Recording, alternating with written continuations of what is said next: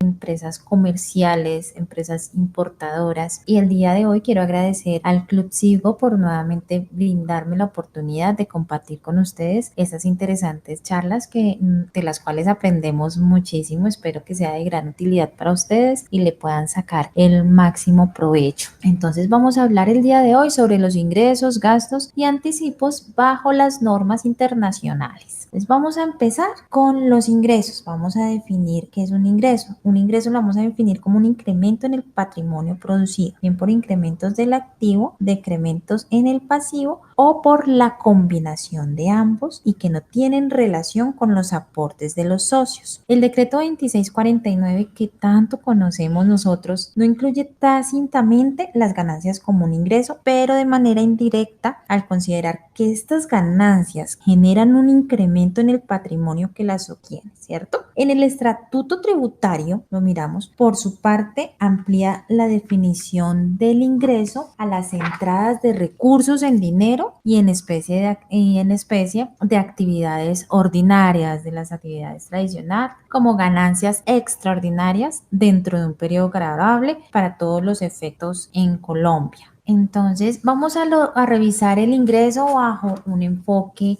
económico. Entonces, cuando hablamos de ingresos, nos referimos a la capacidad de los entes que los entes tienen a nivel de su economía para satisfacer esas necesidades básicas que tienen y poder cubrir sus obligaciones. En términos económicos se define como las entradas económicas de una persona, ya sea una familia o ya sea del mismo estado o la organización como tal en contraprestación de su actividad, de lo que puedan entregar a los demás. Y estos ingresos los dividimos en dos partes, en ingresos ordinarios y en ingresos extraordinarios. Los ingresos ordinarios son los que la empresa recibe habitualmente. También digamos una persona cuando recibe su salario es su ingreso habitual. Todos los meses espera que se reciba ese ingreso o consuetudinariamente. Y el ingreso extraordinario es esporádico, tiene que ser bajo acontecimientos especiales. No contamos con ellos todos los meses. Entonces, por eso se divide en estos dos rubros. ¿Cuál es la importancia de los ingresos?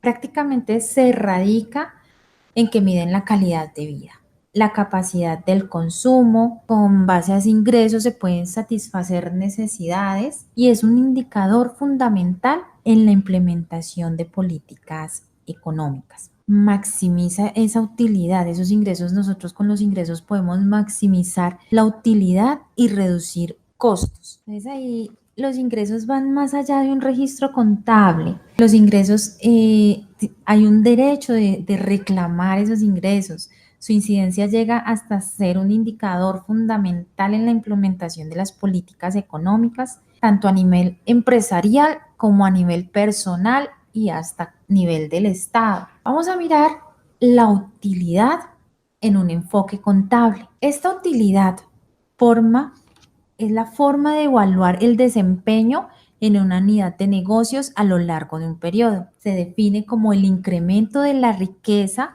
y se da por el exceso de ingresos sobre el gasto. Entonces, cuando tenemos más ingresos, es cuando generamos una utilidad. Cogemos nuestros ingresos menos nuestros gastos, nuestros costos, y generamos una utilidad. La utilidad es referente sobre el cual el inversionista toma las decisiones.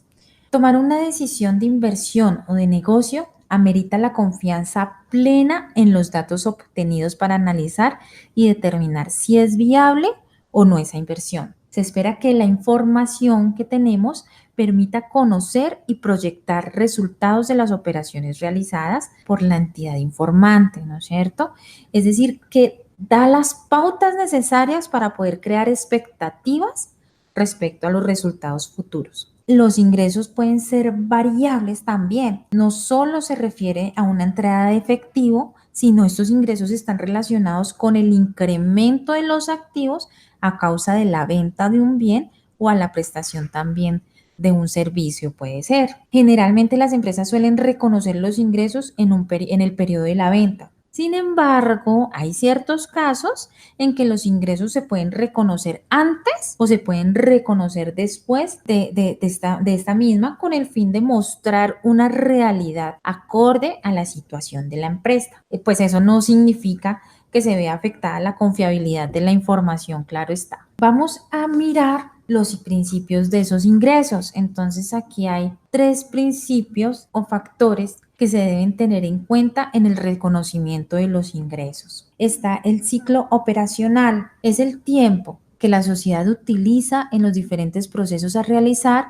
para obtener el beneficio económico o el derecho de la obtención del mismo por la venta de bienes o la prestación de un servicio. Esta operación es continua y permanente. Ese es el ciclo operacional. El principio de realización se considera un hecho realizado cuando se recibe efectivo o derecho a reclamar efectivo a cambio de bienes o de una prestación de un servicio. El principio de vengado se refiere a que la imputación de ingresos y gastos se centra en el producto de las operaciones realizadas durante el ciclo económico independientemente si han generado la entrada o la salida de este recurso. Es decir, el registro de un gasto o de un ingreso debe hacerse en el momento que nace sin importar el desembolso o el recibo del dinero. Esto es súper claro cuando se debe realizar,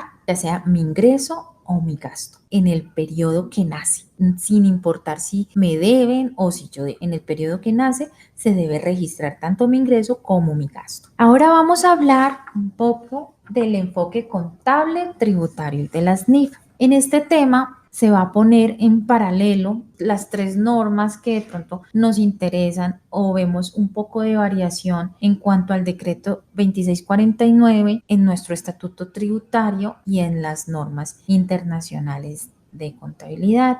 En el caso de los ingresos, manejan el tema en la NIF 15. Si alguno quiere dirigirse a leerlo, el tema es ingresos de actividades ordinarias procedentes de contratos de clientes. Y el objetivo de encontrar las coincidencias y diferencias en el tratamiento contable de estos ingresos. Se tomará como base para nuestro análisis los principios de la norma internacional que aborda la estructura de la implementación de las NIF, tanto el reconocimiento, vamos a hablar del reconocimiento, de la medición y de la revelación de los hechos económicos. Entonces vamos a empezar con el reconocimiento, pero antes de ver la comparación entre las 3 normas, vamos a dejar claro que es un reconocimiento. Entonces se denomina reconocimiento al proceso de la incorporación en el balance o en el estado de resultados de una partida que cumpla la definición del elemento correspondiente, satisfaciendo además los criterios para su reconocimiento. La falta de reconocimiento de estas partidas no se puede rectificar revelándolas en las políticas contables, no se puede hacer, ni tampoco a través de las notas u otro material explicativo. Entonces vamos a mirar el reconocimiento bajo nuestra norma 2649. Esto lo vemos en el artículo 97. Entonces nos habla sobre que el reconocimiento se debe realizar de acuerdo a la clasificación de los ingresos por venta de bienes, venta de servicios u otros ingresos. Y en el artículo 103 habla sobre las devoluciones, las rebajas y los descuentos, que se deben reconocer por separado de los ingresos brutos. Entonces, bueno, yo creo que todos sabemos este tema súper claro porque vivimos con él muchos años y nos ha sido un poco difícil el cambio de mentalidad. En cuanto al estatuto tributario, en el artículo 28 se entiende causado un ingreso cuando nace el derecho a exigir su pago, aunque no se haya hecho efectivo el cobro. Y en el artículo 27 se entiende realizado el ingreso en el momento en que se recibe efectivamente, sea que su pago se haga en dinero o en otra forma que tenga la virtud de extinguir la obligación o se pierda el derecho a exigir el pago. En cuanto a las NIF, establece que el reconocimiento del ingreso se hace cuando se ha transferido al cliente el bien o el servicio y este se obtiene el control y beneficio de los mismos. Se divide en ingresos reconocidos a lo largo del periodo, ingresos reconocidos en un momento del periodo. Y con respecto a los descuentos o devoluciones, solo se debe reconocer si son altamente probables. En cuanto a esto, no hay variación, porque pues prácticamente habla sobre lo mismo. Sí hay un poco, sí varía un poco, pero pues no es mucho, es prácticamente lo que veníamos realizando. Vamos a hablar acerca de la medición. Igualmente vamos a definir primero qué es medición, que es el proceso de determinación de los importes monetarios para los que se reconocen y se llevan contablemente los elementos de los estados financieros para su inclusión en el balance y en el estado de resultados. Para realizar es necesaria la selección de una base o un método particular de medición. En el decreto 2649, en el artículo 49, podemos ver que la medición al valor histórico, los hechos económicos se reconocen inicialmente por su valor histórico. En el estatuto tributario es más genérico al establecer la medición al valor de realización. Sin embargo, establece criterios para los casos de ingresos por ventas de acciones o en divisas extranjeras. Y en la NIF 3, aquí van a ver el paso 2, 3 y 4. ¿Por qué? Porque pues más adelante vamos a ver más a fondo esta NIF, la cual cuenta con 5 pasos específicos. Pero en este caso, el paso 2, el 3 y el 4 se dan en o sea,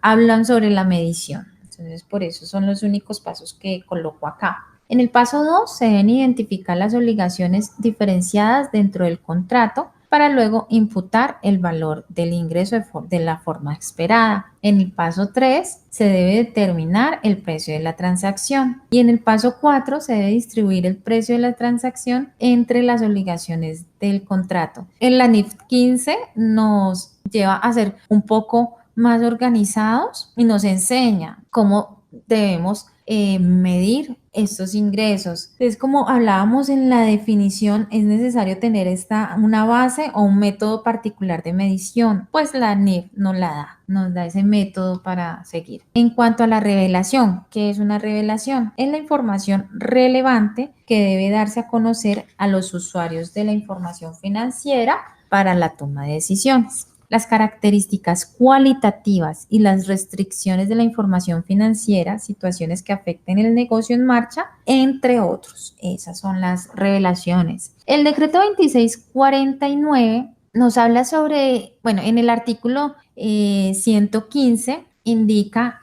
que en forma comparativa, cuando sea el caso, los estados financieros deben revelar por separado, primero, las principales clases de ingresos y gastos, indicando el método para la utilizado para determinarlos y las bases utilizadas y las partidas extraordinarias. En el estatuto tributario, en el decreto 684, puntualmente el estatuto tributario no establece parámetros a revelar.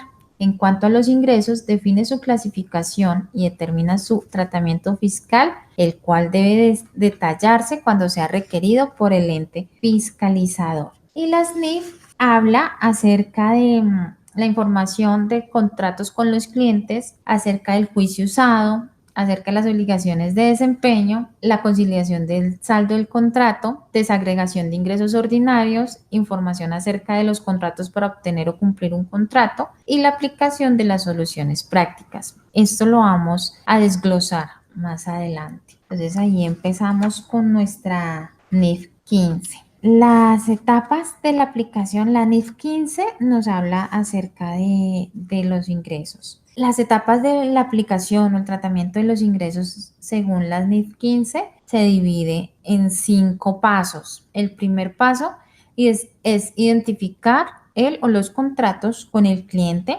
El segundo paso, identificar las obligaciones de desempeño independientes en el contrato. El tercer paso es determinar el precio de la transacción. En el cuarto paso, asignar el precio de la transacción a cada una de las obligaciones de desempeño. Y el quinto paso es reconocer los ingresos cuando cada obligación de desempeño se satisface. Estos son los 5 pasos que vamos a desglosar a continuación. El primer paso, que es identificar el contrato con los clientes, debemos entender el control con los clientes y el tipo de ingreso que es. Se debe analizar en los contratos los siguientes aspectos: el derecho y la obligación. Segundo, la sustancia económica. Tercero, la aprobación de las partes y cuarto, la probabilidad de cobro. Entonces, eso del contrato es un tema súper claro. Como segundo paso, se deben identificar las obligaciones de desempeño independientes del contrato. Aquí es muy importante que no se pueden confundir tareas con obligaciones de desempeño. El ingreso se debe reconocer a medida que se satisface la obligación de desempeño y en un momento determinado a lo largo del tiempo. Y los bienes y los servicios son activos momentáneos. Se debe analizar la documentación de la compañía en cuanto a las obligaciones por tipo de ingreso como lo son la venta, el almacenamiento, el mantenimiento, la prestación de servicio, la instalación de algo o el tema de la construcción. El tercer paso es determinar el precio de la transacción. Esto se puede determinar bajo dos métodos, que es el método del valor esperado o el método del importe más probable. El método del valor esperado es la suma de los importes ponderados según la probabilidad en un rango de importes de contraprestación posible. Y el método de importe más probable es el importe individual más probable en un rango de importes de contraprestación posible. Primero se debe identificar las características en el contrato que puedan involucrar cambios en el precio de la transacción, súper importante. Identificar los componentes de financiación, cómo me van a pagar. Tomar en cuenta los incentivos, las devoluciones, los descuentos, rebajas por volumen. Esto lo manejan muchas empresas. El tema de descuentos pues ya es algo que prácticamente en todas las actividades comerciales se están dando, porque pues a quien no le gusta un descuento y tenemos que tener esto muy en cuenta en el tema cuando se reciben los ingresos, el tema de los descuentos, también pues las devoluciones, qué porcentaje de devoluciones vamos a recibir o contabilizar las devoluciones. En el cuarto paso, asignar el precio de la transacción a cada una de las obligaciones de desempeño, analizar el enfoque utilizado para la asignación del precio, la documentación del juicio profesional para definir el precio. Pues esto no lo tiene que dar a alguien, el precio no es, no, le voy a poner 500.000 pesos a tal artículo cuando el artículo vale 100.000 pesos, entonces no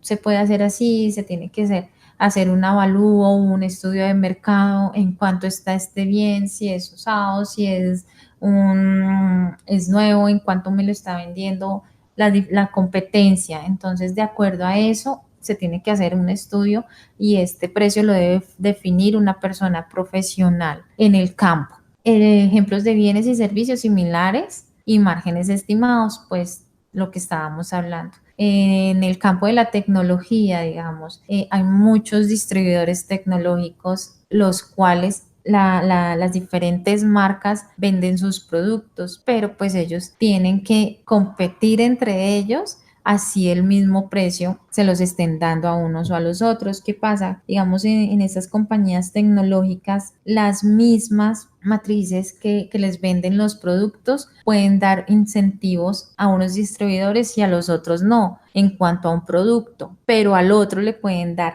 ciertos beneficios en diferente producto que el que hablamos inicialmente. Entonces, para eso, unos van a tener mayor margen en un producto que en el otro y así viceversamente para poder competir entre ellos y siempre tener un producto que llame la atención y que puedan comprar sus clientes. Determinar el precio de la transacción. Identificar las características en el contrato que pueden involucrar cambios en el precio de la transacción. Se tiene que identificar también los componentes de financiación. Se debe tomar en cuenta los incentivos, devoluciones, descuentos y rebajas por volumen. Bueno, ya lo habíamos hablado y habíamos tocado este tema. Y por último, el reconocer los ingresos cuando cada obligación de desempeño se satisface. Primero, se debe identificar el momento cuando cada obligación de desempeño se satisface, evaluar el método seleccionado, ya sea el método del producto o el método del costo. Y ya llegando al final del tema de los ingresos, vamos a hablar un poco sobre la contabilización del ingreso. Se realiza cuando la entidad satisface cada obligación de desempeño al transferir su bien o el servicio que prestó. el cual dispone del bien o el servicio y obtiene el derecho de los beneficios de ese bien o servicio. Los ingresos pueden ser reconocidos a lo largo del tiempo o en un momento determinado. La novedad en la nueva norma está en el reconocimiento progresivo de ingresos a largo plazo, por lo cual beneficia a las sociedades al mostrar sus estados de resultados integrales más acordes con su realidad económica. En este momento es que podemos llegar a la contabilización del ingreso. Ahora vamos a comenzar con el tema de gastos. Para mí, ¿qué es un gasto? Es una partida que disminuye un beneficio en la empresa o en su defecto aumenta una deuda o da pérdida. El gasto siempre va a implicar un desembolso de dinero de la compañía. Ya lo podemos hacer en efectivo o en otro medio de pago, pero siempre va a llevar a una contraprestación de algo, de un bien o un servicio o por lo menos el pago de la luz, el pago del gas, el pago del teléfono. Esto es un gasto. Hay que diferenciar, digamos, en el tema del gasto y el pago, pues no es el mismo. El gasto no implica que se realice el pago porque yo puedo detener el pago y más adelante realizarlo. Voy a hablar sobre la definición que se tiene sobre el gasto. Eso es un poco larga, pero pues así nos la define. Es un decremento en los beneficios económicos generados a lo largo del periodo en el que se informa, en forma de salida o disminución del valor de los activos, o bien por la generación o aumento de los pasivos, que da como resultados decrementos en el patrimonio distintos de los relacionados con las distribuciones realizadas por los inversores del patrimonio. Estos gastos incorporan tanto las pérdidas, una venta de una propiedad, como los gastos que surgen en las actividades ordinarias. Entonces, bueno, dicho de otra forma, fue lo que les hablé, la disminución del valor de los activos, tenemos que sacar el dinero para cancelar, el aumento del pasivo, porque entonces si no cancelamos, yo dejo una cuenta por pagar para posteriormente cancelarla, y el decremento del patrimonio porque no voy a recibir la misma utilidad. A medida que yo más gasto, pues menos utilidad voy a recibir. Entonces, prácticamente, pues eso es lo que hablamos inicialmente de una forma más técnica. El reconocimiento de los gastos en los estados financieros. ¿Dónde reconocemos nuestros gastos? En nuestro estado de resultado integral. Entonces, siempre vamos a llevar nuestros gastos en este estado financiero, y bueno, lo que ya hablamos, se produce un decremento de los activos o un incremento de mis pasivos. Un gasto se reconoce simultáneamente con mis ingresos, ya que de todas maneras lo que yo consumo es para tener un beneficio futuro también, porque yo sin luz pues no puedo encender mi computador, sin teléfono no puedo recibir las llamadas, entonces pues eso va a hacer que se disminuyan mis ingresos. Por eso tiene una relación directa con los ingresos, porque pues hay sí, si yo gasto es porque lo necesito. En una compañía es necesario. ¿Que tenemos que reducir muchas veces gastos? Sí, pero los gastos son necesarios para producir un ingreso futuro. Los gastos se desglosan en dos partes. La NIF 15 nos habla que se desglosa en la naturaleza o la función dentro de la entidad, lo que proporcione una información que sea fiable y más relevante. Por naturaleza, a disminuir el valor de los activos mediante la depreciación, al contribuir con la producción en calidad de compras de materiales, pagos de nómina, los costos indirectos de fabricación, los beneficios que les damos a los empleados y los costos de publicidad. Su característica principal es que no se distribuyen en las diferentes funciones de la entidad. Y función es que se agrupa de acuerdo a funciones especiales, como el costo de ventas, actividades de distribución, actividades de administración, que lo veníamos manejando así. O sea, cuando nosotros nos enseñaron a hacer como antiguamente lo llamábamos un PIG, era así, es el costo de ventas. ¿Cuáles son nuestros gastos administrativos? ¿Cuáles son nuestros gastos de ventas? Bueno, también se puede hacer así, y ese es nuestro estado integral por función. La exigencia para la entidad es como mínimo revelar el costo de ventas de forma separada de los otros gastos. La diferencia entre el desglose por gastos de función y por función y naturaleza. Según la naturaleza del gasto, El costo de venta se determina por los cambios en los inventarios y las materias primas e insumos consumibles, en tanto que por su naturaleza es el método tradicional del juego de inventario o inventario permanente. Según su naturaleza, los gastos se clasifican por los conceptos de gastos de personal, administrativos y ventas, igual que la depreciación y otros gastos, en tanto que por su función se reclasifican en dos grandes rubros o componentes de gastos de distribución y administrativos.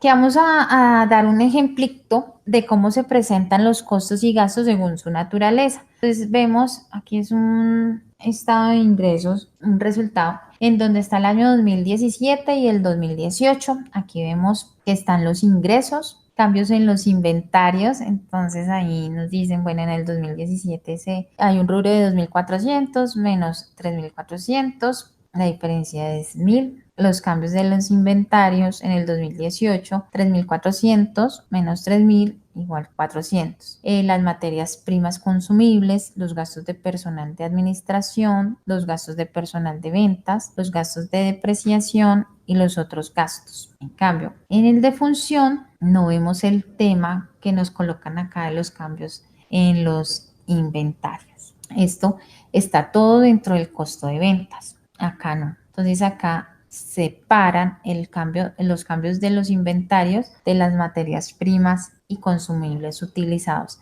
Esa es la diferencia y también pues el nombre de los gastos, que aquí los llaman de distribución y gastos administrativos, y aquí están los gastos de personal de administración y ventas, y también aparte está el gasto de depreciación. En cambio aquí está todo dentro de una misma bolsa, digámoslo así. Entonces esa es la diferencia entre los dos estados, pero igual la compañía es la que decide cuál estado refleja lo que ellos quieren ver pues para la toma de las decisiones. Por último, vamos a hablar del tema de los anticipos. ¿Qué son los anticipos? Los anticipos son los avances que nosotros entregamos en cuanto a dinero para obtener una prestación o un bien en el futuro o adquirir alguna mercancía. Entonces, ese es un anticipo. Yo puedo dar un anticipo pues para cualquier cosa, para que me vayan elaborando algo. Ahorita lo usan mucho pues en cuanto a servicios. Entonces me van a pintar la casa, pues yo tengo que dar un 50% de anticipo para que la persona pueda comprar los materiales y poder realizar el servicio, y ya al finalizar o según lo pactado nosotros podemos cancelar el valor que se adeuda. ¿Cuáles son las particularidades de los anticipos y de los avances? Primero, que son un recurso controlado por la entidad. Segundo, es un producto de hechos pasados, que pues para yo dar un anticipo tengo que estar seguro de que voy a recibir algo. Genera un beneficio económico y se puede medir fiablemente. La reclasificación de los anticipos. Dado que no cumplen la definición de instrumentos financieros, los anticipos deben ser reclasificados a otra categoría de los activos. Estas partidas se pueden clasificar en una categoría de activos según la destinación, siempre y cuando la transacción sea altamente probable. Aquí, ¿a dónde la vamos a reclasificar? A una cuenta por cobrar. Si la entidad aún no tiene la certeza razonable sobre el desenlace de la partida, los anticipos pueden ser reconocidos como unas cuentas por cobrar separados de los instrumentos financieros. Aquí vamos a hablar un poco sobre el manejo de los anticipos recibidos por los clientes. Este tema lo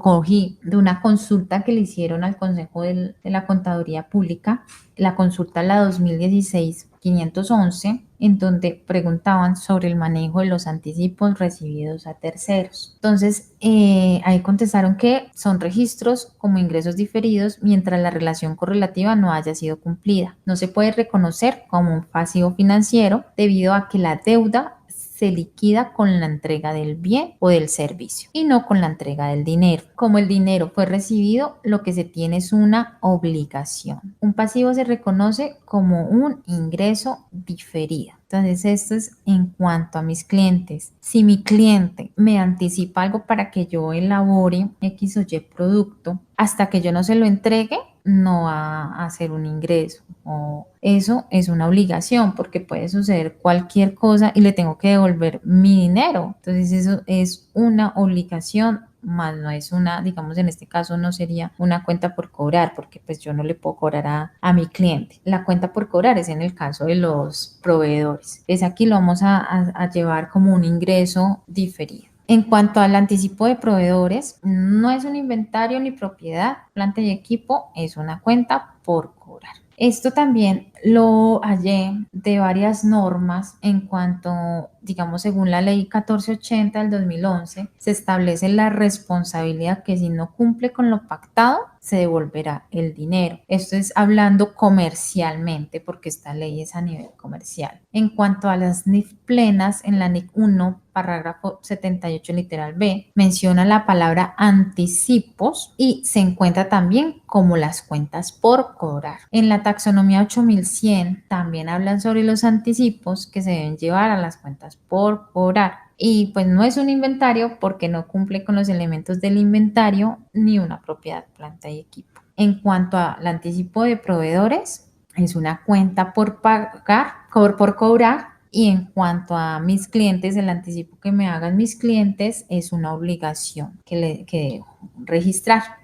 Bueno, espero que la charla haya sido de gran utilidad para todos ustedes. Agradezco el tiempo invertido. Le agradezco al Club Sigo nuevamente por la invitación. Les dejo mis datos. Muchísimas gracias y espero poder estar de nuevo en otra oportunidad.